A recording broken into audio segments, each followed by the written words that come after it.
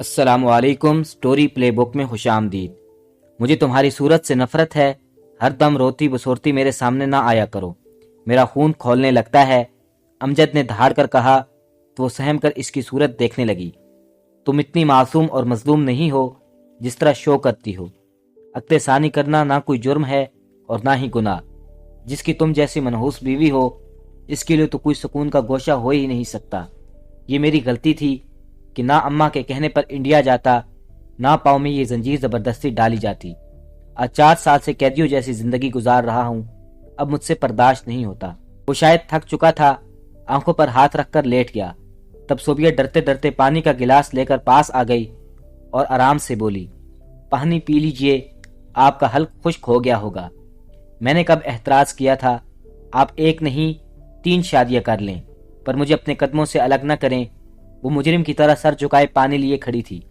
امجد ایک جھٹکے سے اٹھا اور خونخوار نظروں سے اس کی طرف دیکھ کر ہاتھ مارا اور گلاس اٹھا کر دور پھینک دیا، جو کہ ٹکڑوں میں بدل گیا۔ میرا حلق خشک نہیں، میری پوری زندگی بنجر کر دی تم نے، خشک اور بے آب۔ تم منتیں نہ کرو، میرا ارادہ نہیں بدلے گا۔ میں تمہیں تمہارے ماں باپ کے پاس انڈیا بھیج دوں گا، تیاری کر لو، جو چاہے لے جاؤ، یہاں سے نہیں سرتاج۔ وہ اس کے قدموں میں جھکتے ہوئے بولی، مجھے اپنے قدموں سے الگ نہ کریں، میرے بوڑھے اور غریب ماں باپ بن موت مر جائیں گے۔ پلیز آپ ایسا نہ کریں، آپ بے شک عقد ثانی کریں۔ مگر اس کی آواز ہچکیوں میں بدل گئی۔ خاموش، آگے کچھ نہ کہنا، میرا فیصلہ اٹل ہے، چلی جاؤ۔ یہ وہ تیزی سے باہر کی طرف نکل گئی۔ ماں اور بڑی بھاوج اس کو کمرے سے دیکھ رہی تھی۔ اسے روتا آتا دیکھ کر آمنہ خاتون نے آگے بڑھ کر اسے اپنی باہوں میں بھر لیا۔ صوبیہ کی ہچکیاں تیز ہو گئی۔ خالہ اماں، خالہ اماں، اس کی زبان سے کچھ نہیں نکل رہا تھا۔ نہ رو میری بیٹی، نہ رو۔ وہ اسے لے کر اپنے کمرے میں آ گئی۔ پیچھے بڑی بہو تھی، میں اسے سمجھاؤں گی، اپنے آپ کو ہلکان نہ کرو، سب ٹھیک ہو جائے گا۔ صوبیہ تم فکر نہ کرو، دیکھوں گی کیسے لاتا ہے وہ شادی کر کے دلہن کو یہاں۔ آج اگر اس نے یہ قدم اٹھا لیا تو کل دوسرے بھائیوں کو بھی شہ مل جائے گی، پھر تو ہماری کوئی حیثیت نہیں رہ جائے گی۔ ہمیں کبھی مٹی کی مورتی کی طرح توڑ کر باہر پھینک دیا جاتا ہے۔ آخر اماں جان، آپ اس پر سختی کیوں نہیں کرتی؟ اتنا حوصلہ بڑھ گیا ہے اس کا، سب سے چھوٹا ہے اور سب سے لاڈلا جو ہے، پھر ہماری دھی رانی کو تو کوئی ڈھنگ نہیں آتا، بے وقوف ہے، رونے بیٹھ جاتی ہے۔ اس میں اماں جان یہ کمزور لڑکی ہے، اس کے ماں باپ یہاں ہے نہیں، پھر وہ بیچارے غریب اور بوڑھے، اس لیے ڈرتی ہے۔ آپ نے ٹھیک کہا، اگر میرے ماں باپ کو حالات کا پتہ چل گیا تو وہ بے موت مر جائیں گے۔ میں نے امجد سے کہہ دیا ہے، آپ بے شک دوسری شادی کر لیں پر مجھے وہاں نہ بھیجیں، مگر وہ مانتے ہی نہیں۔ خالہ اماں، آپ انہیں اطمینان دلا دیں کہ میں کچھ نہیں کہوں گی، وہ جو کرنا چاہتے ہیں کر لیں۔ وہ پھر رونے لگی۔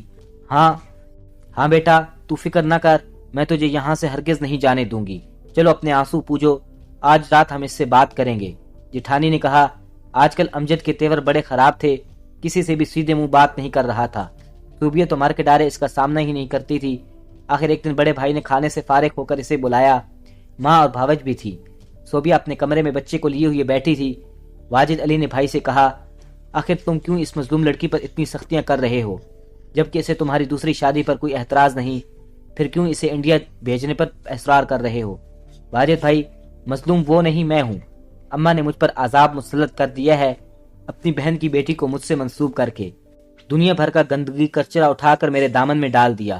نہ شکل، نہ صورت، نہ ڈھنگ، نہ سلیقہ، جاہل ان پڑھ عورت جسے اپنے آدمی کے احساسات کا بھی نہیں پتا، نہ اسے میری پسند ناپسند سے سروکار۔ آخر اماں نے ایسا کیوں کیا؟ خیر، اب ایسا کبھی ہو نہیں سکتا کیونکہ صوبیہ برائیوں کا نمونہ ہے۔ اصل چیز تمہاری پسند کی بات کی ہے، یہ بات سوچنے کی تھی، مگر اماں نے اپنا حق استعمال کیا تھا، ظلم نہیں۔ اب جب کہ تم نے دوسری شادی کا فیصلہ کر لیا ہے اور وہ بھی متفق ہے، تو پھر اسے کیوں کنویں میں دھکیل رہے ہو؟ یہ کہاں کا انصاف ہے؟ اور یہ انصاف تھا کہ اماں نے میرے پلے ایک جاہل گوار بے وقوف لڑکی باندھ دی اور میں احتجاج بھی نہ کروں؟ امجد نے چلا کر کہا۔ ماں اور بھاوج خاموش تھی۔ واجد علی اٹھ کر بھائی کے پاس گئے اور اس کے کندھے پر ہاتھ رکھ کر بے حد نرمی اور محبت سے بولے، تمہارا احتجاج بجا ہے میرے بھائی، اور یہ بھی صحیح ہے کہ تمہارے ساتھ ناانصافی ہوئی، مگر امجد، بحیثیت انسان تم اس پر رحم تو کر سکتے ہو، اسے دربدر تو نہ کرو۔ بہرحال وہ تمہاری بیوی اور تمہارے بیٹے کی ماں ہے، وہ بیچاری انسان ہے۔ بھائی آپ اس سے مسکرائے، وہ تمہارے نکاح میں آئی ہے، تم پر اس کا حق بن گیا ہے۔ تمہیں انڈیا کے حالات کا معلوم نہیں، وہاں کے لوگ کس غریبی میں زندگی گزار رہے ہیں، خصوصاً غریب لوگ، اور ان غریب لوگوں میں تمہارے خالو اور خالہ کا بھی شمار ہوتا ہے۔ وہ تو بیٹی کی اجڑی صورت دیکھ کر ہی مر جائیں گے، پھر یہ کہاں جائے گی؟ جذباتی نہ بنو، کچھ افہام و تفہیم سے کام لو، یہ تمہاری ذمہ داری ہے، وہ میری نہیں، اماں کی ذمہ داری ہے۔ وہ گلے میں پڑا ہوا ڈھول خود بجائیں، مگر مجھے معاف رکھیں، اس نے کہا اور تیزی سے اٹھ کر باہر چلا گیا۔ سب ایک دوسرے کی صورت دیکھنے لگے۔ واجد نے کہا، اماں آپ اپنے اس لاڈلے کی طبیعت سے واقف تھیں، جب وہ تیار نہیں تھا تو پھر ایسا کیوں کیا؟ میں ایک بار پھر اسے سمجھانے کی کوشش کروں گا۔ اوہ امجد صاحب آئے ہیں، انیلا نے مسکرا کر کہا۔ ارے بھائی انیلا، امجد بھائی کی خاطر مدارت کرو، یہ تم سے کوئی بات کرنا چاہتے ہیں، اکرم صاحب بولے اور کمرے میں چلے گئے۔ اب بھابھی کیسی ہیں آپ؟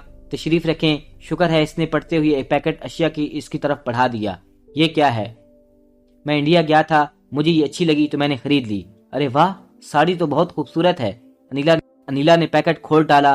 وہ سرخ اور سبز رنگ کی سلکی ساڑی تھی جس پر سنہرے تلے کا بے حد نفیس اور نازک کام بنا ہوا تھا۔ انیلا یہ دیکھ کر خوش ہوئی۔ واہ امجد صاحب واہ، آپ کی چوائس تو بہت اچھی ہے، یہ بتائیے آپ کو پسند آئی؟ ہاں بھائی کیوں نہیں، اچھی چیز کس کو پسند نہیں آتی؟ آپ نے بڑا تکلف کیا۔ نہیں بھائی، اپنوں میں تکلف کیسا؟ اتنے میں اکرم صاحب کپڑے تبدیل کر کے آئے تو انیلا نے وہ ساڑی انہیں دکھاتے ہوئے کہا، یہ دیکھیے امجد میرے لیے ساڑی لائے ہیں۔ واہ بھائی واہ، ماشاءاللہ ساڑی واقعی بہت خوبصورت ہے، کتنی کی ہوگی؟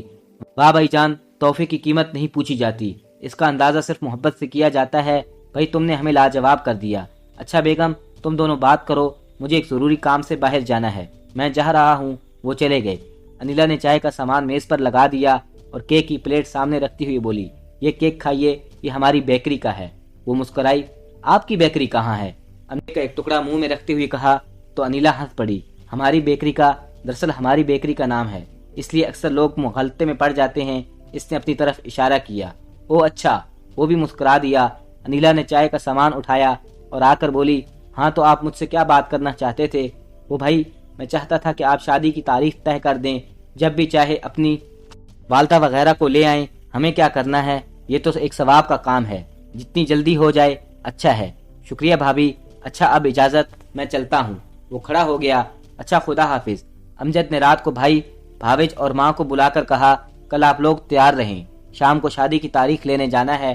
ماں اور بھاوج کی بجائے بھائی نے جواب دیا، ٹھیک ہے، تم لوگ تیار رہنا اور میں مٹھائی کا انتظام کر لوں گا۔ اماں کتنی مٹھائی بہتر رہے گی؟ یہ تمہاری مرضی پر منحصر ہے، 7 کلو سے 21 کلو تک لے جا سکتے ہو۔ انہوں نے بے دلی سے کہا، ٹھیک ہے بھائی، 11 کلو ٹھیک رہے گی نا؟ انہوں نے بھی بھائی کی ہاں میں ہاں ملائی۔ دوسرے دن امجد کی والدہ، بھائی، بھاوج اور رشتی کی ایک بہن مٹھائی کے ٹوکرے کے ساتھ گئی۔ ان لوگوں نے چاند کی 14 تاریخ شادی کے لیے رکھ دی۔ اس دن امجد اطمینان سے چادر تان کر سویا اور یہ تمام رات اپنی خالہ سے لپٹ کر روتی رہی، اور وہ ساری رات خود بھی روتی رہی، اپنی مظلوم بھانجی کے آنسو بھی پوچھتی رہی۔ آمنہ خاتون جوانی میں ہی بیوہ ہو گئی تھی، صرف 2 بیٹے تھے ان کے، امجد اور واجد۔ اچھے وقتوں میں شوہر نے گھر بنوا لیا تھا، اس لیے آج وہ بے گھر نہیں تھی۔ گھر میں کبھی کبھار آسودگی رہی ہوگی، لیکن شوہر کی بیماری میں جو مال و متاع تھا وہ نقدی کی صورت میں ڈاکٹروں کی جیب میں پہنچ گیا۔ اس کے باوجود وہ جانبر نہ ہو سکے۔ آمنہ خاتون ہمیشہ سے صابر و شاکر عورت تھی، سو اب بھی انہوں نے اسی صبر و شکر کے ساتھ دونوں بچوں کی سلائی کڑھائی کر کے پرورش کی، انہیں تعلیم دلائی۔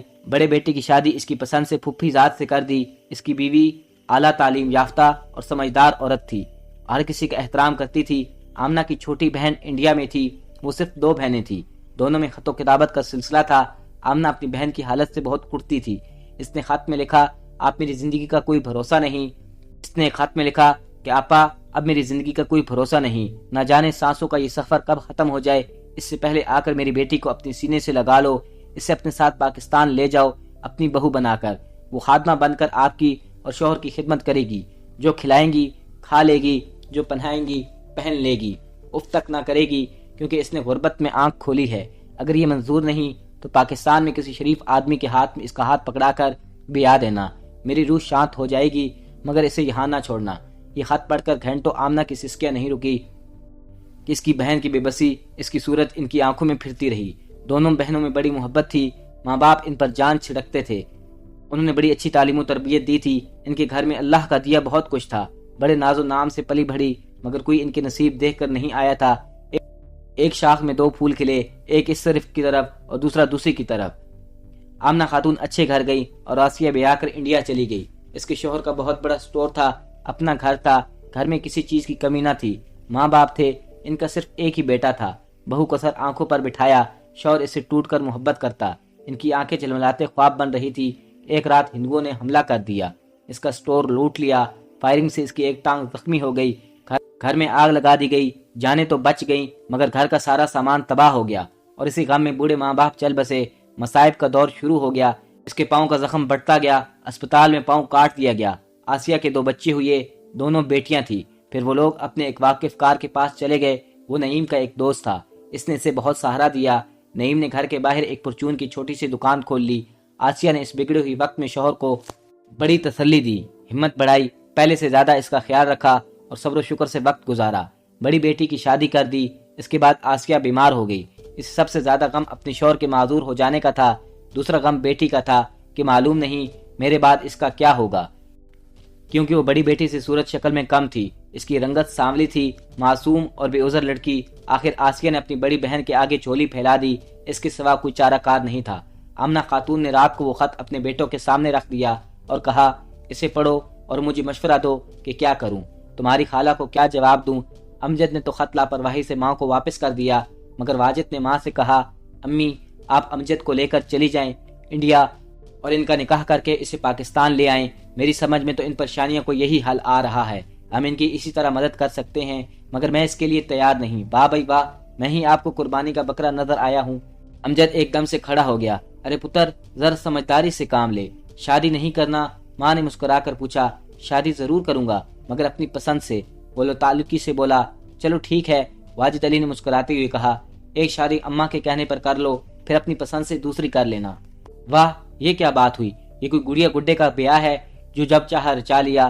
واجد نے ہنس کر بیوی کی طرف دیکھا، ارے بھائی میں تو مذاق کر رہا تھا، ویسے بھی 2 شادیاں کرنا گناہ نہیں۔ جی ہاں بھائی جان، آج تو آپ کہہ رہے ہیں کہ 2 شادیاں کرنا کوئی گناہ نہیں، مگر جب میں کرنے چلوں گا تو گھر میں طوفان اٹھ جائے گا، ہر طرف اعتراضات کے تیر برسنا شروع ہو جائیں گے۔ وہ سخت ناراض تھا۔ ماں نے پیار سے کہا، بیٹا قبل از مرگ واویلا کیوں مچاتے ہو؟ لڑکی سے زبان ہے، اثار ہے، پیشہ ہے، تمہارا بڑا ساتھ دے گی، تم سے کچھ بھی نہیں مانگے گی، گھبراتے کیوں ہو؟ ابھی تو تم اپنی خالہ کو اس مصیبت سے نکالو، پھر جو جی میں آئے کر لینا۔ اور پھر سب کے سمجھانے پر امجد کو مجبوراً راضی ہونا پڑا، اس طرح بے مزہ ہو کر جیسے وہ ماں کے ساتھ پشتوں پر احسان کر رہا ہو۔ آمنہ دل ہی دل میں دعا مانگ رہی تھی کہ کہیں وہاں جا کر اپنی زبان سے نہ پھر جائے۔ بہرحال انہوں نے بہن کو لکھ دیا کہ ہم آ رہے ہیں، اور انہوں نے تیاریاں کر لی۔ عرصے کے بعد وہ بہن سے مل رہی تھی۔ آسیہ کو دیکھ کر انہیں بہت صدمہ ہوا۔ وہ بہت خوبصورت، اجلی اجلی رنگت کی گول مٹول ہنسمکھ تھی، مگر یہاں آ کر پریشانیوں میں ہڈیوں کا ڈھانچہ بن گئی، اور اس کی سانسوں کا مشکل سفر جاری تھا۔ ان سے مل کر اس کے چہرے پر رونق آ گئی۔ دونوں دیر تک لپٹی روتی رہی۔ صوبیہ کا رنگ باپ کا اور نقوش ماں کے تھے، بڑی بے عذر، محنتی اور خدمت گزار بچی تھی۔ اسے دیکھ کر امجد کے سارے خواب ادھورے ہو گئے۔ وہ تو سمجھتا تھا کہ صوبیہ خالہ کی طرح خوبصورت ہوگی، مگر وہ تو بالکل الٹ تھی۔ ایک بار تو جی چاہا کہ بھاگ کھڑا ہو، مگر ماں کی عزت، اس کی ذات کا بھرم آڑے آ گیا۔ اب تو یہ زہر حلق سے نیچے اتارنا ہی تھا۔ ماں کی خاطر اسے یہ قربانی ہر حال میں دینی تھی۔ آخر ایک مبارک ساتھ دیکھ کر دونوں کا نکاح کر دیا گیا۔ آسیہ نے اپنی جمع پونجی نکال کر بہن کے سامنے رکھ دی، جہیز کی شکل میں، جس میں چند ریشمی جوڑے، کچھ برتن اور ایک ہلکا سا زیور کا سیٹ تھا۔ آمنہ کی آنکھوں میں آنسو آ گئے۔ اس نے نہایت محبت سے کہا، آسیہ مجھے جہیز کے نام پر پھوٹی کوڑی بھی نہیں چاہیے، یہ سب اٹھا لو، تمہارے کام آئے گا۔ دکان میں پیسہ لگا دو، وہ تمہاری روزی کا سہارا ہے۔ صوبیہ کے لیے کوئی کمی نہیں ہمارے پاس، بہت پیچھے ہے، وہ میری بیٹی ہے، سسرال نہیں بلکہ اپنے گھر جا رہی ہے۔ اس پر آسیہ بہت روئی اور بہن کے آگے ہاتھ جوڑ کر بولی، آپا جہیز کا نام لے کر مجھے اپنی کمائیگی کا احساس نہ دلائیں، میرے پاس ظالموں نے چھوڑا ہی کیا تھا جو بیٹی کا جہیز بناتی، یہ تو میرے ارمانوں کے جلے ہوئے خواب ہیں، یہ ٹوٹی پھوٹی کرچیاں ہیں، اسے میری دعاؤں کا سہارا ہے، سمجھ لیں جو بیٹی کے ساتھ کر رہی ہوں اس کا انکار مت کریں۔ میری تو دونوں بیٹیاں تھی، سو اپنا اور اس کے علاوہ کچھ بھی نہیں تھا، دونوں انہیں میں تقسیم کر دیا۔ آسیہ روتے روتے ڈھال ہو گئی۔ آمنہ نے اسے سنبھالا، آنسو پر تھے کہ رکنے کا نام ہی نہیں لے رہے تھے۔ نعیم نے کہا، جب سے میری ٹانگ ضائع ہوئی ہے آسیہ بڑی حساس ہو گئی ہے، ذرا ذرا سی بات پر گھنٹوں روتی ہے، اور آپ یہ چیز واپس کر دیں گی تو اس کو بہت دکھ ہوگا، مجھے بھی ہوگا، اور آسیہ کا دل ٹوٹ جائے گا۔ مجبوراً آمنہ کو ان کی محبت کا یہ نذرانہ قبول کرنا پڑا۔ جب سے آمنہ خاتون آئی تھی انہوں نے بہن بونئی کو کچھ کرنے نہیں دیا، سارا اندر بار کا خرچہ خود ہی اٹھایا، یہ کہہ کر میں کبھی تو صوبیہ کی یہ کہہ کر کہ میں بھی تو صوبیہ کی خالہ ہوں، میرا بھی تو کچھ حق بنتا ہے، اور آسیہ مسکرا کر رہ گئی۔ انہوں نے آنے سے پہلے لکھ دیا تھا کہ صوبیہ کا پاسپورٹ بنوا لیں، ویزا ہم خود لے لیں گے۔ چنانچہ نکاح کے بعد ویزے کی کوشش میں انہیں 1 ماہ لگ گیا۔ اس عرصے میں آسیہ بہت خوش نظر آ رہی تھی، اس کے چہرے پر رونق آ گئی تھی۔ صوبیہ اور امجد کو اپنے سامنے سے ہٹنے نہیں دیتی تھی اور بیٹی کو دن بھر کی نصیحتیں کرتی رہتی کہ اب تو وہی تمہارا گھر ہے، سب کی خدمت کرنا، اس گھر اور گھر والوں کو بھول جانا مگر اس کی تربیت اور نصیحت کو نہ بھولنا جو تمہاری ماں نے قدم قدم پر تمہیں کی ہیں۔ صوبیہ رو پڑتی، امی یہ کیسی باتیں کہہ رہی ہیں؟ کیا یہ ممکن ہے کہ کوئی بیٹی اپنی ماں باپ کو بھول جائے؟ بیٹیاں اپنے میکے کو یاد رکھتی ہیں، وہ سسرال والوں سے انصاف نہیں کر سکتی۔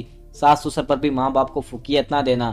بیٹا کچھ بھی ہو جائے اف نہ کرنا، اپنے شوہر کی خوشی اور آرام کا ہر لمحہ خیال رکھنا، وہ سب تمہارے اپنے ہیں۔ صوبیہ دل پر بوجھ لیے سوچتی رہتی، کسی نے کتنی سچی بات کہی تھی کہ لڑکیاں پرائی ہوتی ہیں، اپنے کیے پر اختیار نہیں رکھتی۔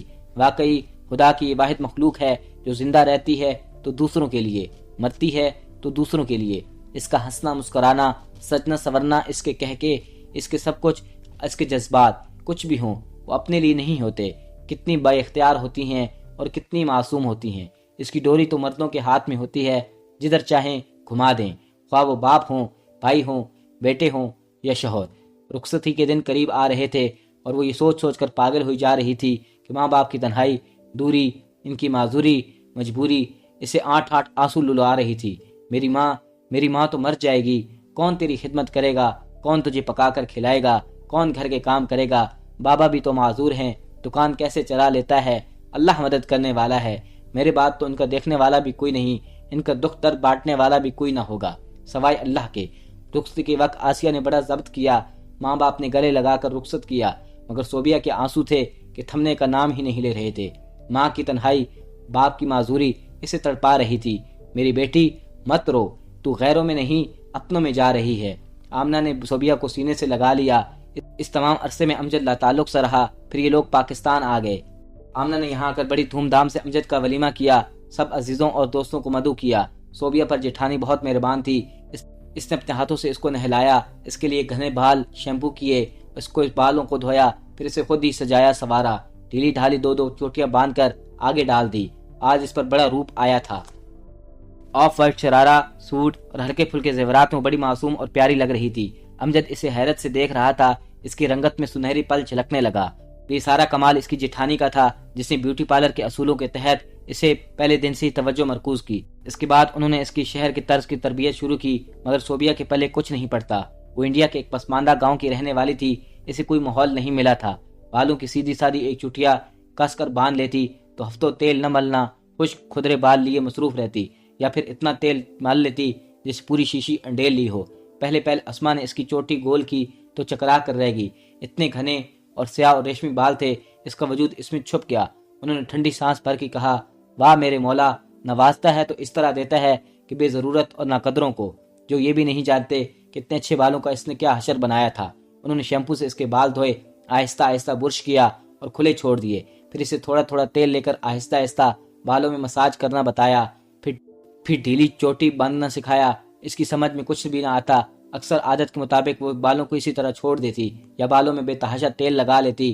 اپنے ماتھے پر ہاتھ مار کے کہتی، صوبیہ تم نیرو پینڈو کی پینڈی ہو، تمہارا دماغ بالکل بھی کام نہیں کرتا، ذرا ہوش کرو۔ جانتی ہو اماں نے امجد کو بڑی مشکل سے شادی پر آمادہ کیا۔ وہ کہتا تھا کہ جیسا میں خوبصورت ہوں بیوی بھی ایسی ہو، تعلیم یافتہ، حسین اور فیشنیبل، اور تم ہو کہ تمہاری بات سمجھ نہیں آتی، ہر بات تمہارے سر سے گزر جاتی ہے۔ صورت شکل تمہاری بری نہیں، مگر اسے ذرا نکھارنے سنوارنے کی ضرورت ہے۔ سوچو امجد کو کس چیز کی کمی تھی جو اتنی دور جا کر تم جیسی جاہل گوار لڑکی سے شادی کر کے لے آیا۔ وہ تو اماں نے رو دھو کر اسے راضی کیا شادی کے لیے۔ اور یہ بھی سن لو، اگر تم نے اپنا یہ گوار پن نہ چھوڑا، اس کی پسند کے مطابق اپنے آپ کو نہ ڈھالا، تو پھر بیٹھ کر رونا مت، وہ کسی خوبصورت پڑھی لکھی فیشنیبل لڑکی سے شادی کر لے گا۔ تو یہ بڑی حیرانگی سے جیٹھانی کو دیکھ رہی تھی۔ اس کی جیٹھانی بغیر سٹاپ اور کوما کی بولتی رہی، یہ احساس کیے بغیر کہ امجد کا یہ انکشاف اس کے دل پر کس طرح کوڑے بن کر برس رہا ہوگا۔ مارے غم کہ اس نے اپنے ہونٹ کاٹ لیے۔ سال کے اندر اللہ نے اسے ایک بیٹے کی ماں بنا دیا، گھر میں بڑی خوشیاں منائی گئی، مگر اس کے بعد تو امجد اس سے بالکل بے خبر اور لا تعلق ہو گیا۔ اس طرح اس کی طرف دیکھتا جیسے صوبیہ اس کی غلطی کی سزا ہو، حتیٰ کہ بچے کی طرف بھی نہ دیکھتا، جبکہ جٹھانی اس کو سب کچھ پہلے بتا چکی تھی۔ اس کا بیٹا بھی اسے قریب نہ لا سکا، آمنہ تو سمجھا بجھا کر تھک چکی تھی۔ اس کا یہی جواب تھا، آپ نے تو اپنی بھانجی سے میری شادی کر دی اور اس کو بہو بنانے کا شوق تھا وہ بھی پورا کر لیا، پوتا بھی آ گیا دادی کہلانے والا، اب آپ کیا چاہتی ہیں؟ وہ ان کی طرف دیکھتا اور ماں سسک سسک کر رہ جاتی۔ انہوں دنوں اس کی ملاقات اکرم صاحب سے ہو گئی۔ بڑے خوش مزاج اور سلجھے ہوئے انسان تھے، کبھی کبھی کلب جایا کرتے تھے۔ گھر اور بیوی سے بیزار ہو کر امجد نے بھی کلب جوائن کر دیا۔ آفس سے وہ سیدھا کلب چلا جاتا، دوپہر کا کھانا ہوٹل میں کھاتا، چھٹی کے 2 گھنٹے وہیں گزارتا، اس کے بعد دوستوں سے گپ شپ لگاتا، رات کو دیر سے گھر پہنچتا۔ تبھی ایک دن اس نے اکرم صاحب سے کہا، میں شادی کرنا چاہتا ہوں، کوئی خوش شکل، خوش اخلاق اور تعلیم یافتہ لڑکی ہو۔ یہ بالکل نہیں بتایا کہ وہ پہلے سے شادی شدہ ہے یا بچے کا باپ ہے۔ اکرم صاحب کھل اٹھے۔ وہ خوش باش آدمی تھے، جس قدر بے تکلف اور شوق تھے، احباب کو بھی وہ اسی طرح دیکھنا پسند کرتے تھے۔ امجد کی کوئی اور بے تکلفی انہیں بہت اچھی لگی۔ انہوں نے مسکرا کر کہا، اب میں دیکھوں گا، میری نظر میں ایک ایسی لڑکی ہے۔ امجد مطمئن ہو گیا۔ اکرم صاحب کی ایک دور کی عزیز تھی، بن ماں باپ کی بیٹی تھی، جو اپنے ستیلے چچا کے گھر رہتی تھی۔ تعلیم انٹر تک تھی، خوبصورت، خوش سلیقہ اور ذہین۔ انہوں نے 3-4 دن بعد امجد کو پوری تفصیل بتا دی اور کہا، تم گھر آ کر اپنی بھابھی سے مل لو، پھر کسی دن اپنی والدہ کو لا کر بات کر لینا۔ امجد یہ بات سن کر بہت گھبرایا۔ اس وقت تو اس نے حامی بھر لی، مگر پھر سوچنے لگا، اگر اکرم صاحب کو پتہ چل گیا کہ میں شادی شدہ ہوں اور میرا ایک بیٹا بھی ہے تو میری عزت خاک میں مل جائے گی۔ اس کا حل اسے نظر نہ آیا تو اس نے یہی سوچا کہ صوبیہ کو طلاق دے دے، مگر وہ یہ کیسے کرتا؟ وہ بہت پریشان تھا۔ آخر ایک دن اس نے گھر میں ہنگامہ کر دیا۔ ماں سے اس نے صاف لفظوں میں کہہ دیا کہ میں شادی کر رہا ہوں، میں نے انہیں نہیں بتایا کہ میری شادی ہو چکی ہے، چنانچہ اب صوبیہ کو انڈیا اس کے ماں باپ کے پاس بھیج دیں، ورنہ میں اسے طلاق دے دوں گا اور کبھی آپ لوگوں کو اپنی صورت نہیں دکھاؤں گا۔ یہ دھمکی کارگر ہوئی تو بیوی نے رونا شروع کر دیا، منہ بکھلائی پھرنے لگی۔ بھائی باوت سبھی کو تفتیش نے آ گھیرا۔ آپ ایک نہیں 3 شادیاں کر لیں، میں اف بھی نہیں کروں گی، مگر مجھے اپنے قدموں سے جدا نہ کریں اور نہ ہی مجھے انڈیا میں بھیجیں اور نہ ہی مجھے طلاق دیں۔ میں آپ کے نام پر پوری زندگی گزار دوں گی، پلیز مجھ پر یہ ظلم نہ کریں۔ میں کوئی شکوہ نہیں کروں گی، آپ سے کچھ نہیں مانگوں گی۔ امجد نے بڑی بے پرواہی سے اپنا پاؤں کھینچ لیا اور دھاڑ کر بولا، چلی جاؤ میری نظروں کے سامنے سے، میں تمہاری شکل نہیں دیکھنا چاہتا۔ وہ ساری رات اپنے رب کے سامنے روتی گڑ گڑاتی رہی۔ اس دن لگ رہا تھا گھر میں جیسے کسی کی موت ہو گئی ہو، ایسی چپ ہو گئی تھی، سب کو اتنا سناٹا چھایا ہوا تھا۔ آخر واجد علی نے امجد کو دوسرے دن اعتماد میں لے کر سمجھایا اور کہا، اگر تم دوسری شادی کر ہی رہے ہو تو کر لو، تمہیں کس نے منع کیا ہے؟ پر صوبیہ کو کیوں انڈیا بھیجنے کی بات کرتے ہو؟ اور طلاق ہمارے خاندان میں کسی نے بھی ایسی تذلیل حرکت نہیں کی۔ مرد کے ہاتھ میں اگر قدرت نے یہ تشبیہ دی ہے تو کوئی مظلوم کا گلا کاٹنے کے لیے نہیں، بلکہ دودھ اور شہد کی نہریں نکالنے کے لیے دیا ہے۔ یہ بڑی آزمائش کا لمحہ ہوتا ہے۔ امجد، وہ عورت کو نہیں بلکہ اپنے آپ کو سزا دیتا ہے۔ اب تو یہ لفظ تمہاری زبان پر آیا ہے، مگر دوبارہ مت لانا۔ خدا کے قہر سے ڈرو، وہ مظلوموں کا ساتھ دیتا ہے۔ پھر دونوں جانب خاموشی طاری رہی۔ پھر واجد علی نے نرم لہجے اختیار کیا، دیکھو امجد، ہم سب تمہارے ساتھ ہیں، جہاں کہو ہم تمہارے لیے دستے سوال بڑھائیں گے، جہاں کہو ہم چلنے کے لیے تیار ہیں، مگر تم یہ بھول گئے ہو کہ شادی شدہ اور معصوم بچے کے باپ بھی ہو۔ اگر کہو گے تو میں صوبیہ کو پھپھے کے گھر بھیج دوں گا، کسی کو ہوا تک نہ لگے گی، مگر ذرا سکون سے بات کرو، کیوں خواہ سب کا دماغ خراب کر رکھا ہے؟ اپنا موڈ ٹھیک کر لو۔ تمہاری بھابھی اور اماں کو بھی کوئی اعتراض نہیں، اب تو خوش ہو۔ انہوں نے مسکرا کر امجد کی طبیعت صاف کر دی، مگر بھائی جان، آپ اسے کب تک چھپا کر رکھیں گے؟ جب تک تمہاری شادی نہیں ہو جاتی پھر ہم کہاں رہیں گے؟ تم اوپر کا پوشن سنبھال لینا، ہم نیچے آ جائیں گے تو یہ کہاں رہے گی؟ ہمارے پاس، اماں کے پاس، اور جو اس کا بھی آمنا سامنا ہو گیا تو کیا قیامت آ جائے گی؟ کیا اس کی پیشانی پر لکھا ہوگا کہ میں امجد کی بیوی ہوں؟ وہ مسکرائے، ارے یار کبھی عقل سے بھی کام لے لیا کرو، کہہ دینا کہ میری ایک عزیزہ ہے۔ وہ چپ ہو گیا۔ اکرم صاحب اسے کئی بار اپنے گھر لے جا چکے تھے۔ ان کی بیوی انیلا بڑی خوش مزاج تھی اور ان کی ہونے والی بیوی شاہدہ کی دوست بھی تھی۔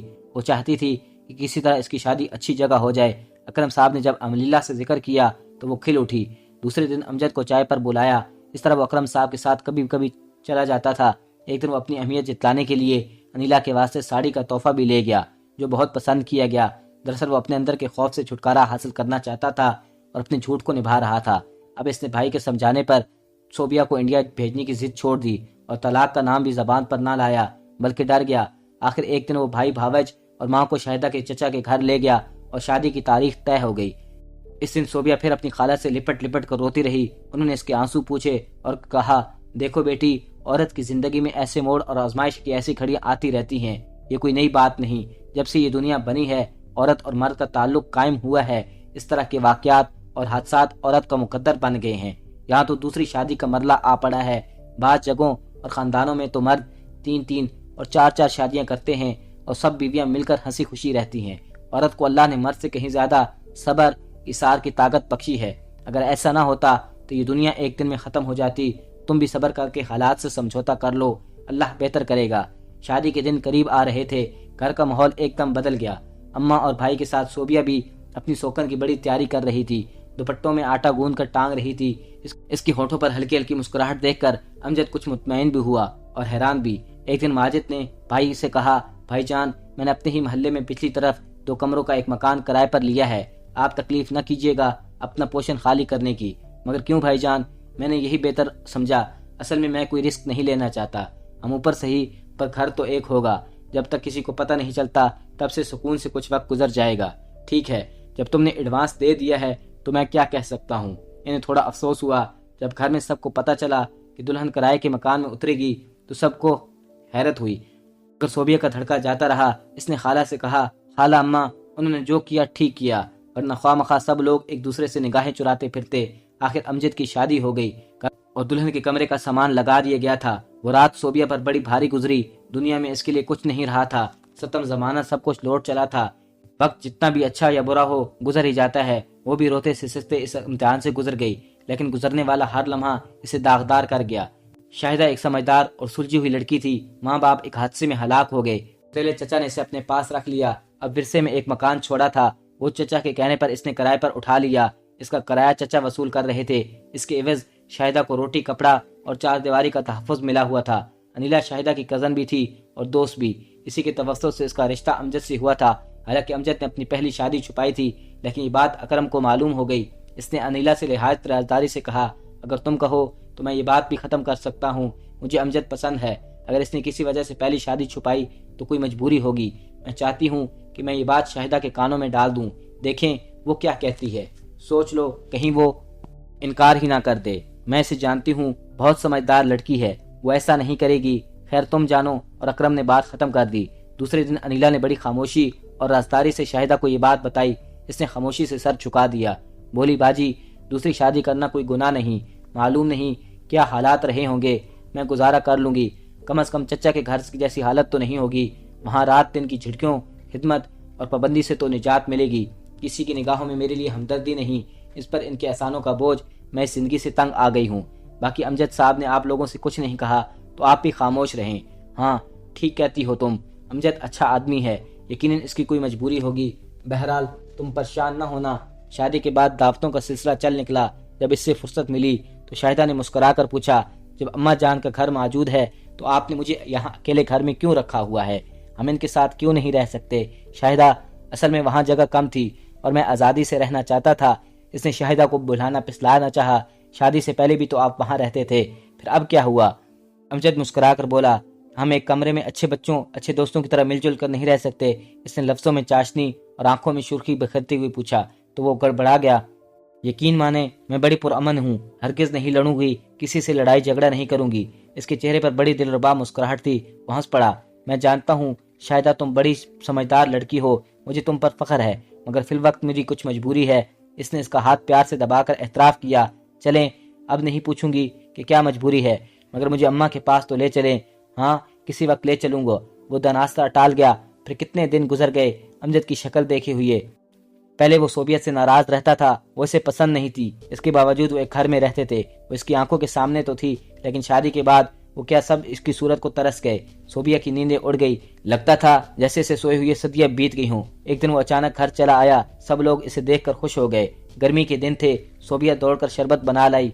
بیٹا آ کر باپ کی ٹانگوں سے لپٹ گیا، مجبوراً اسے گود میں اٹھانا پڑا۔ بھاوج نے خیریت پوچھی، صوبیہ نے اس کا حال پوچھا۔ ماں نے شکوہ کیا، بیٹا مجھ سے کیا ناراضگی، ماں کو تو صورت دکھا جایا کر، میری آنکھیں تو پتھرا گئی ہیں۔ انہوں نے اسے گلے سے لگا کر کہا تو امجد شرمندہ سا ہوا، سر جھکا کر بولا، معافی چاہتا ہوں اماں، کچھ مصروف ہو گیا تھا، اب ضرور حاضر ہوا کروں گا۔ جیتے رہو بیٹا، خوش رہو۔ پھر جانے کے لیے اٹھ کھڑا ہوا۔ ماں نے اسے دیکھ کر بولا، میری بہو کیسی ہے؟ میری بہو کیسی ہے؟ میں اسے بہت یاد کر رہی ہوں، کسی دن آؤں گی اسے دیکھنے۔ اچھا اماں، خدا حافظ۔ اس نے آگے قدم بڑھا دیے۔ صوبیہ سامنے آ گئی۔ خدا حافظ سرتاج، اس نے سر اٹھا کر کہا۔ صوبیہ کی طرف نگاہ اٹھا کر گھر سے باہر نکل گیا۔ پھر صوبیہ مسکرا دی۔ اس دن آمنہ خاتون اسما کو لے کر شاہدہ سے ملنے چلی گئی۔ اس نے ساس اور بھاوج کو آتے دیکھا تو ان سے لپٹ گئی۔ بھاوج نے گلے سے لگایا، اماں نے پیشانی چومی، دعائیں دی۔ امی آپ اتنے دنوں بعد آئیں، میں روز آپ کا اور بھاوج کا انتظار کرتی ہوں، مجھے اپنے ساتھ لے چلیں، اکیلے میں میرا دل بہت گھبراتا ہے۔ امی وہ ان کے شانے سے لگ کر بولی۔ آمنہ نے اسے بڑی محبت سے دیکھا اور بولی، میرے لیے اس سے بڑھ کر خوشی کی اور کیا بات ہوگی کہ میری بیٹی میرے پاس رہے، تم امجد سے پوچھ لو۔ انہوں نے مسکرا کر اس کی طرف دیکھا۔ ٹھیک ہے، میں ان سے پوچھ کر آپ کے ساتھ چلوں گی۔ اسما نے ساس کی طرف اور ساس نے بہو کی طرف دیکھا۔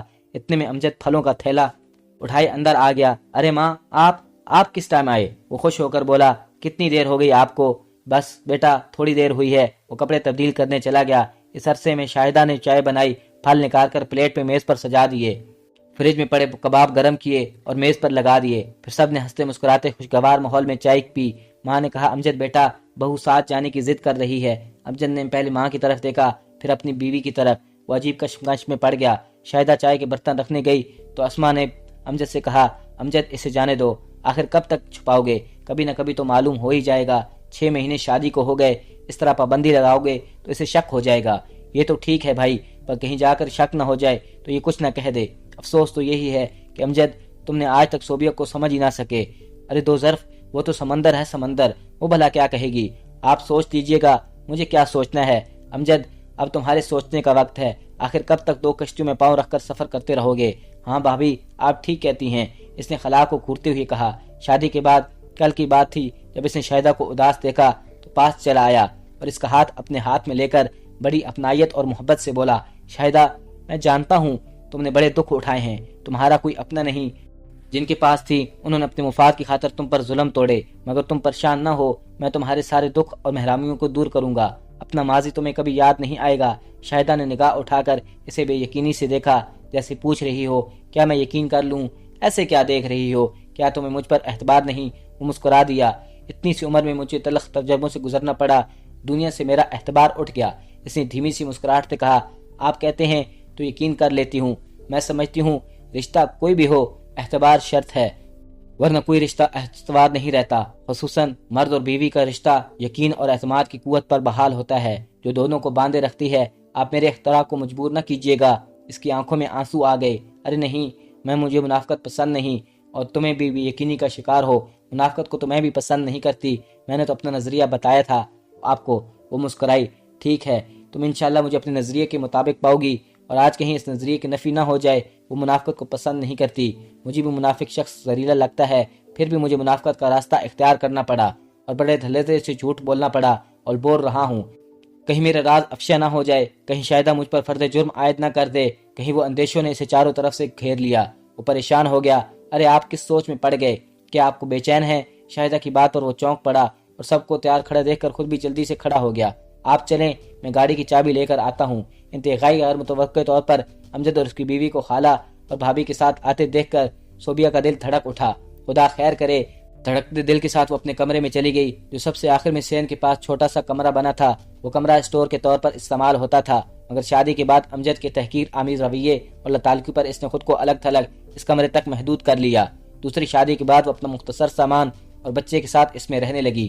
امجد کا کمرہ صفائی ستھرائی کر کے بند کر دیا، اپنی تمام نشانیاں وہاں سے مٹا دیں، مگر آج سکران کو گھر میں آتے دیکھ کر اس کا دل کا عجیب عالم تھا۔ امیدی کی فضا اس کے احساسات پر چھائی تھی۔ معلوم نہیں، شاید اب اس کوشہ عافیت سے بھی نکلنا پڑے۔ اس نے ہمارے قرب کے اپنے ہونٹ سی لیے۔ اس کا دل آج بھی امجد کے لیے تڑپتا تھا۔ یہی وجہ تھی کہ اس نے امجد کا کمرہ اسی طرح صاف ستھرا اور سجا کر رکھا تھا کہ نہ جانے وہ کب آ جائے۔ آج ہی اس نے کمرے کے پردے، پلنگ پوش، میز پوش بدلے تھے، روم اسپرے چھڑکا تھا۔ امجد شاہدہ کو لے کر اپنے کمرے میں لے آیا۔ یہ ہے میرا کمرہ، امجد نے مسکرا کر کہا۔ ماشاءاللہ، یہ تو کسی ہنرمند ہاتھوں نے سجایا ہے۔ لگتا ہے آپ ابھی اٹھ کر گئے ہوں۔ معلوم ہوتا ہے امی آپ سے بڑی محبت کرتی ہیں، اس لیے آپ کی ہر چیز اپنی جگہ اور سلیقے سے رکھی نظر آ رہی ہے، ایک آفس کی صورت میں کہ نہ جانے کب میرا بیٹا آ جائے۔ کیوں ایسی ہی بات ہے نا؟ وہ کھلکھلا کر ہنس پڑی۔ اس میں کیا شک ہے شاہدہ، میری ماں مجھے بہت چاہتی ہے، وہ دھیرے سے بولا۔ پھر اتنی پیار کرنے والی ماں سے دوری کس طرح گوارا کر لی؟ کیوں کیا مصلحت تھی؟ شاہدہ یہ کہہ کر کمرے سے نکل گیا۔ اس کے سوالوں سے گھبرا کر وہ چل پھر کر کمرے کو دیکھتی رہی۔ اسپرے کی بھینی بھینی خوشبو اسے بہت اچھی لگ رہی تھی۔ پھر وہ بھی باہر آ گئی۔ اس نے پوچھا، شاہدہ ہمارا گھر تمہیں کیسا لگا؟ بہت پیارا ہے نا؟ اس نے بھابھی سے کہا، بھابھی آتے وقت میں نے یہاں ایک جھلک دیکھی تھی، کہاں گئی وہ اور کیوں گئی؟ اس نے معنی خواہش مسکراہٹ سے پوچھا، ہاں ضرور، مگر وہ ہے کون؟ ہمارے گھر مہمان آئی ہے، یہ کہہ کر وہ اس کا ہاتھ پکڑے صحن کی طرف چل دی تو یہ بھائی اور شاہدہ کو اپنے سامنے دیکھ کر گھبرا گئی۔ السلام علیکم، شاہدہ نے سلام میں پہل کی اور مسافے کے لیے ہاتھ بڑھا دیے۔ صوبیہ نے بھی جھجکتے ہوئے ہاتھ بڑھایا۔ اس کے چہرے کی رنگت پیلی پڑ گئی۔ اس نے پریشان نظروں سے بھابھی کی طرف دیکھا، وہ مسکرا رہی تھی جیسے کہہ رہی ہوں جو ہو رہا ہے ہونے دو، بیٹھیں پلیز، صوبیہ نے شاہدہ سے کہا۔ وہ بڑی گہری نظروں سے صوبیہ کا جائزہ لے رہی تھی۔ بھابھی نے کہا تھا آپ یہاں مہمان آئی ہیں، پھر کسی دن آپ ہمارے گھر میں بھی اپنے بھائی کے ساتھ، شاہدہ نے بڑی اپنائیت اور محبت سے کہا۔ صوبیہ کا دل بھر آیا، وہ بول نہ سکی۔ آپ کا گھر تو بڑا صاف ستھرا ہے، ہر چیز سلیقے سے رکھی ہوئی ہے اور آپ بھی بہت اچھی ہیں۔ شکریہ، اس نے نرمی سے بولی۔ آپ کی شادی ہو گئی؟ جی ہاں، ایک بیٹا بھی ہے، 3 سال کا۔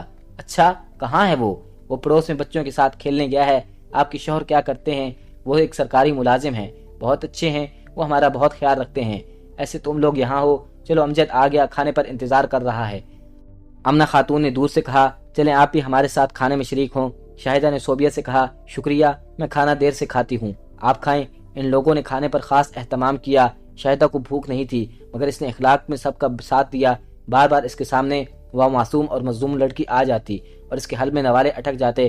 آخر کھانا ختم ہوا، پھر چائے کا دور چلا اور وہ لوگ گھر آ گئے۔ راستے بھر شاہدہ سوچتی رہی، اب جب کہ ہر بات اس کے علم میں آ چکی تھی، اس کی آنکھیں اس کی حد تلفی کی گواہ بن گئی۔ اگر اب بھی میں خاموش رہی تو میں بھی امجد کے ساتھ اس ظلم میں برابر شریک سمجھی جاؤں گی۔ وہی فرد جرم جو امجد پر لگ چکی ہے مجھ پر بھی لگ سکتی ہے۔ ایک بات پوچھوں آپ سے؟ رات کو کروٹ بدل کر اس نے امجد سے کہا جو نہ جانے کیا سوچ رہا تھا۔ ہاں ہاں پوچھو، وہ گڑبڑا کر بولا۔ شاہدہ اٹھ بیٹھی اور مصری سے ٹیک لگا کر آہستہ آہستہ بولی، آپ نے کہا تھا کہ آپ جھوٹ نہیں بولتے، منافقت پسند نہیں کرتے۔ میں نے اعتبار کر لیا کیونکہ میں کبھی جھوٹ نہیں بولتی، منافقت پسند نہیں کرتی، لیکن میں آج آپ کے گھر ایک مجسمہ اور جیتا جاگتا جھوٹ اپنی دونوں کھلی ہوئی آنکھوں سے دیکھ کر آئی ہوں۔ اسے منافقت نہیں کہیں گے تو کیا کہیں گے؟ جب سے آئی ہوں مجھے ایک پل چین نہیں آ رہا۔ میرا ضمیر مجھے ملامت کر رہا ہے جیسے میں بھی آپ کے اس جھوٹ میں برابر کی شریک ہوں۔ آخر آپ نے میرے اعتبار کو کیوں مجروح کیا؟ وہ بھی عورت ہے اور میں بھی اس درد محرومی اور بے وقتی کو محسوس کر سکتی ہوں۔ بے شک اللہ نے آپ کو 4 شادیوں کی رعایت بخشی ہے کہ وہ چاہیں تو 4 بیویاں رکھ سکتے ہیں، مگر انصاف شرط ہے۔ پھر آپ لوگوں کو صرف 4 شادیاں یاد رہتی ہیں، انصاف کیوں بھول جاتا ہے؟ اللہ نے آپ کو مطلق العنان تو نہیں بنایا کہ جو بھی چاہے کرتے پھریں اور آپ سے کوئی بات پرس نہ ہو؟ بولیے، اس کے تیور بڑے سخت تھے۔ امجد گڑبڑا کر اٹھ بیٹھا۔ کیا ہوا؟ اماں یا بھابھی نے تم سے کچھ کہا؟ امجد نے اس کی طرف دیکھا تو اس نے مصری سے اتر کر سامنے کرسی پر بیٹھتے ہوئے اس کے سوال کو نظر انداز کر کے کہا، میں نے بڑے خوش آئند خواب دیکھے تھے۔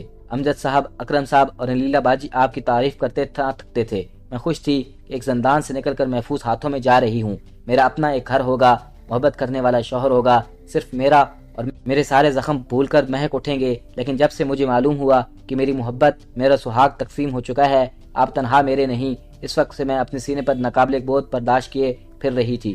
البتہ میں اس بہادر اور ثابت عورت سے زور آزمانا چاہتی تھی جس نے خوشی خوشی اپنا سہاگ دوسرے کے حوالے کر دیا اور خود خالی دامن جھاڑ کر رہ گئی۔ امجد صاحب، کوئی عورت اپنی خوشی سے ایسا نہیں کرتی جب تک حالات اسے مجبور نہ کر دیں۔ یہی وجہ تھی کہ میں آپ سے آپ کے گھر جانے کی ضد کر رہی تھی۔ میں آپ سے کچھ نہیں کہا، میں چاہتی تھی کہ پہلے خود اپنی آنکھوں سے تصدیق کر لوں، اور میں نے صبر اور اصرار کی اس دیوی کو دیکھ لیا۔ میں اس سے بھی یہ باتیں کرنا چاہتی تھی مگر وہ اتنی خوفزدہ تھی کہ وہ ٹھیک سے میری باتوں کا جواب نہیں دے سکی اور میں چلی آئی۔ شاہدہ نے جواب طلب نظروں سے امجد کی طرف دیکھا۔ شاہدہ، میں تمہاری کسی بات کی تردید نہیں کروں گا، امجد نے کہنا شروع کر دیا، لیکن یہ حقیقت ہے کہ میں نے تم سے کوئی جھوٹ نہیں بولا، اتنا ہی اعتراف کیا، بلکہ میں تمہارا مجرم ضرور ہوں۔ میں نے سوچا تھا کسی وقت تم کو اعتماد میں لے کر بتا دوں گا۔ اس سے میری شادی زبردستی کی گئی، میں قطعاً راضی نہیں تھا۔ میری خالہ انڈیا میں رہتی ہیں، وہ سخت بیمار تھی، اماں مجھے اپنے ساتھ لے گئی اور خالہ کی خواہش پر مجھے قربان کر دیا گیا۔ کیا یہ ظلم نہیں تھا جو میرے ساتھ کیا گیا؟ امجد نے بڑی مظلومیت سے بیوی کی طرف دیکھا۔ مگر یہ ظلم ہم میں سے کسی نے نہیں کیا، نہ صوبیہ نے نہ شاہدہ نے، پھر سزا مجھے کیوں ملے؟ اس وقت شاہدہ کی عدالت میں کھڑی خود اپنی وکالت کر رہی تھی اور امجد کے پاس الفاظ ختم ہو گئے۔ آخر کچھ دیر بعد وہ پھر بولا، یہ سزا نہیں شاہدہ، حالات کا تقاضا تھا، تم میری پوری بات سنو گی تو قائل ہو جاؤ گی۔ قائل تو میں اب بھی ہو گئی ہوں۔ اس خوبصورتی اور پرکاری سے آپ نے ایک تیر سے 2 شکار کھیلے، یہ عبادت اب کسی کو ملتی ہے؟ وہ زیر لب مسکرائی۔ آپ مجھے صفائی کا موقع تو دیں سرکار۔ امجد نے اسی میٹھی باتوں میں الجھانا چاہا۔ آپ کی اپیل زیر غور ہے، فیصلہ صبح سنایا جائے گا۔ وہ کھڑی ہو گئی۔ مگر حضور آپ جا کہاں رہی ہیں؟ اس نے مسکراتے ہوئے پوچھا۔ میں نے ابھی عشاء کی نماز نہیں پڑھی، میں اللہ کے حضور میں حاضری دینے جا رہی ہوں، آپ سو جائیے۔ مرد کی بالادستی، ظلم و زیادتی اور خود پرستی کی داستانیں تو اس نے کئی دفعہ پڑھی تھی اور دیکھی بھی تھی، لیکن اس سے پالا نہیں پڑا تھا۔ وہ ایک پڑھی لکھی لڑکی تھی، شوہر اور بیوی کا مقام جانتی تھی۔ سوکن کی وکالت میں وہ اس کے احترام کو نہیں بھولی، اونچی آواز میں بات کرتا ہے اور ناراضگی کا اظہار کرتا ہے۔ اسے بھی آتا تھا، مگر اس نے ایسا نہیں کیا جو گڑ سے مر جائے۔ اسے زہر دینے کی کیا ضرورت، اتنا کافی تھا۔ وہ اس وقت سخت بے چینی محسوس کر رہی تھی، اس کی آنکھیں بھر بھر کر آ رہی تھی۔ اس نے وضو کیا اور نماز کے لیے کھڑی ہو گئی۔ پھر جو آنسوؤں کا بندہ ٹوٹا تو اس کا پورا وجود اس میں غوطے کھانے لگا۔ وہ اپنے رزق کے حضور سسک رہی تھی، اپنے لیے حوصلہ اور راستوں کا اعتماد مانگ رہی تھی، جس پر چل کر نہ صرف اپنے بلکہ اس مظلوم عورت کے لیے بھی تحفظ اور عافیت مل جائے، جسے بے زبان گائے کی طرح ایک گھوٹے سے باندھ دیا گیا جہاں دور دور کوئی چھاؤں نہ تھی۔ صبح ان دونوں نے خاموشی سے ناشتہ کیا۔ چائے پیتے ہی امجد نے ایک سر نظر اس کی آنکھوں کی طرف دیکھا اور بولا، شاید تم کوئی فیصلہ سنانا چاہتی تھی، سنا بھی دو، خواہ مخواہ فیصلے کی تلوار سر پر لٹکا دی ہے۔ وہ کچھ اکتا کر بولا، امجد میں نے فیصلہ کر لیا ہے کہ ہم دونوں ساتھ رہیں گی اماں کے پاس۔ اس نے چونک کر شاہدہ کی طرف دیکھا۔ یہ فیصلہ سوچ سمجھ کر کیا ہے تم نے؟ ہاں، کیونکہ میں ہماری بقا اسی میں ہے۔ کیا تم گزارا کر لو گی، برداشت کر لو گی سوکن کو؟ جب ہم ایک ناانصاف، بالادست، منافقت اور عام شخص کے ساتھ گزارا کر سکتے ہیں، اس معصوم مظلوم لڑکی کے ساتھ کیوں نہیں؟ شاہدہ تم میرے ساتھ زیادتی کر رہی ہو۔ وہ اٹھا، آپ ہمارے ساتھ زیادتی کر چکے ہیں۔ سوچئے اگر چچا اور بھائی کو اس حقیقت کا پتہ چل گیا کہ آپ نے ان کے ساتھ دھوکہ کیا اور آپ پہلے سے شادی شدہ ہیں اور بچے کے باپ بھی، پھر وہ کیا کہیں گے؟ کیا یہ بہتر نہیں کہ ہم ایک دوسرے سے مفاہمت کر لیں اور اس بات کا کسی کو پتہ نہ چلے؟ ٹھیک ہے شاہدہ، گیند اب تمہارے کورٹ میں ہے، وہ مصلحانہ انداز میں بولا۔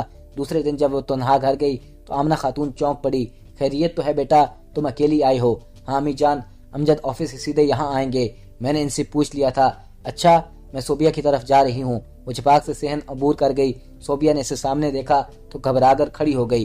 اب تمہاری طرح مہمان تو نہیں؟ صوبیہ کا چہرہ فوت ہو گیا۔ اس نے گردن جھکا لی۔ کیوں چپ کیوں ہو گئی؟ اس کی تردید کرو یا اقرار؟ اور آج میں تمہیں بھی یہ بتانے آئی ہوں کہ تم یہاں مہمان نہیں ہو، یہ گھر ہم دونوں کا ہے۔ مجھے معلوم ہے تمہارے ساتھ زیادتی ہوئی ہے اور میں زیادتی کا ازالہ کرنا چاہتی ہوں۔ صوبیہ، اب عورت اتنی کمزور نہیں جو اپنے حق کے لیے آواز بھی نہ اٹھا سکے اور اپنے حقوق کے لیے لڑے بھی نہ۔ کوئی گناہ نہیں کیا تم نے، یہ آپ کیا کہہ رہی ہیں؟ آپ کیا مجھے یہاں سے بھی نکلوائیں گی؟ آپ کچھ نہیں جانتی۔ صوبیہ رو پڑی، اب تمہیں یہاں سے کوئی نہیں نکال سکتا۔ دلہن ٹھیک کہہ رہی ہے، بی بی خاتون نے مارے تجسس کے پیچھے چلی آئیں۔ بولی، شاہدہ بیٹی سچ کہہ رہی ہے، یہ درست ہے، پر خالہ اماں، امجد طوفان اٹھا کے صوبیہ کو اپنی تقدیر پر بھروسہ نہیں رہا تھا، اب کوئی طوفان نہیں آئے گا۔ صوبیہ بیٹی، شاہدہ نے مسکرا کر اسے گلے لگا لیا۔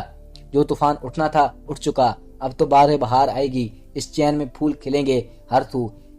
پھر شاہدہ صوبیہ کو لے کر بھابھی کے کمرے میں آ گئی اور تینوں سر جوڑے پلاننگ کرتی رہی۔ بڑی مشکل سے صوبیہ کو تیار کیا، سارا دن لگی رہی۔ پھر جب دفتر سے امجد گھر آیا تو ایک نہیں دو شہزادیاں پھولوں کی ٹوکریاں لیے اس کی راہوں میں پھول بچھا رہی تھی۔ شاہدہ اور صوبیہ ایک ہلکے سے پنک کلر کا ڈھیلا ڈھالا لباس پہنا ہوا تھا۔ شاہدہ نے خود اسے سنوارا تھا، دونوں کے بال لمبے اور گھنے تھے، ہاتھوں میں پیلے کے کنگن اور گھر خوب چمک رہا تھا۔ جگہ جگہ گلاب کے پھول سے گھر مہک رہا تھا۔ گھر میں عید کا سامان تھا۔ آزر نے سفید کوزہ اور پاجامہ پہنا ہوا تھا۔ شاہدہ نے اس کے ہاتھوں میں گلدستہ دے کر کھڑا کر دیا۔ امجد آیا تو وہ ڈرا ڈرا سا تھا، لیکن گھر کا نقشہ دیکھ کر اس کا خوف توقع میں بدل گیا۔ ہونٹوں پر دل آویز مسکراہٹ سجائے وہ کسی فرمانروا کی طرح دھیرے دھیرے قدم اٹھاتا اندر کی طرف آ رہا تھا۔ شاہدہ کی مسکراہٹ میں شوخی تھی، مگر صوبیہ کی مسکراہٹ میں اکابر کا شوق تھا، امید کا التوا ہر قدم جیسے اس کے دل پر پڑ رہا تھا۔ جب وہ ان کے قریب پہنچا تو دونوں بازو ہوا میں ہو گئے اور دونوں اس کو شانوں سے آ لگی۔ ماشاءاللہ، اس سے مسکرا کر دونوں کے کانوں میں باری باری کچھ کہا۔ آج تو دونوں بہت خوبصورت لگ رہی ہو۔ تو آمنہ خاتون کی کھلی باہوں میں سمٹ گئی۔ آزر بھاگتے ہوئے آیا اور باپ کو گلدستہ تھما کر بھاگنے والا تھا کہ امجد نے لپک کر اسے پکڑ لیا۔ گلدستہ شاہد نے لے لیا اور آزر کو اپنے سینے سے لگا کر بولا، میرے بیٹا، اپنے ابا کو معاف کر دینا۔ وہ بھٹک گیا تھا، وہ دھیرے دھیرے اس کے کان میں کچھ کہہ رہا تھا۔ اسما مٹھائی کا تھال لے کر آ گئی، انہوں نے مبارکباد دیتے ہوئے سب کا منہ میٹھا کیا۔ سارے گھر میں خوشی کی دہل دوڑ گئی، ہر فرد کا چہرہ جگمگا رہا تھا۔ آمنہ خاتون کے دل میں شاہدہ کی محبت اور عزت 1000 گنا بڑھ گئی تھی۔ وہ اسے گھر کے لیے ایک نیک فعال سمجھ رہی تھی، اور صوبیہ اسے محبت اثار کی ظرافت کے باوجود اس نے شاہدہ سے کہہ دیا تھا کہ آپ کو امجد پورے کے پورے مبارک ہوں۔ مجھے تو آپ کے گھر میں سے تھوڑی سی جگہ چاہیے تاکہ میں اپنے بچے کے ساتھ آپ کی محبتوں کے سائے میں زندگی دن گزار سکوں۔ میری بہن، تم اتنی مایوس کیوں ہوتی ہو؟ تم گھر میں تھوڑی جگہ مانگ رہی ہو۔ ارے جانا، تمہارے لیے تو میرے دل کا پورا قلعہ خالی پڑا ہے، جہاں جی چاہے رہو۔ امجد جتنے بھی میرے ہیں اتنے ہی تمہارے ہیں، آئندہ ایسی بات نہ کہنا۔ میں نے مرد کو انصاف کا راستہ بتایا ہے، اور یہ کبھی کبھی بالادست طاقتور اور بااختیار مرد بھی عورت کے سامنے کتنا بے بس نظر آتا ہے۔ یہ حقوق اور انصاف کی جنگ تھی جس میں اللہ نے ہمیں نصرت عطا کی۔ شاہدہ نے صوبیہ کو پیار سے گلے لگا لیا۔ دوستو، ویڈیو کو آخر تک دیکھنے کا بہت شکریہ۔ کمنٹس میں بتائیے گا آپ کو یہ کہانی کیسی لگی۔ ملتے ہیں ایسی دلچسپ کہانی کے ساتھ، تب تک کے لیے اللہ حافظ۔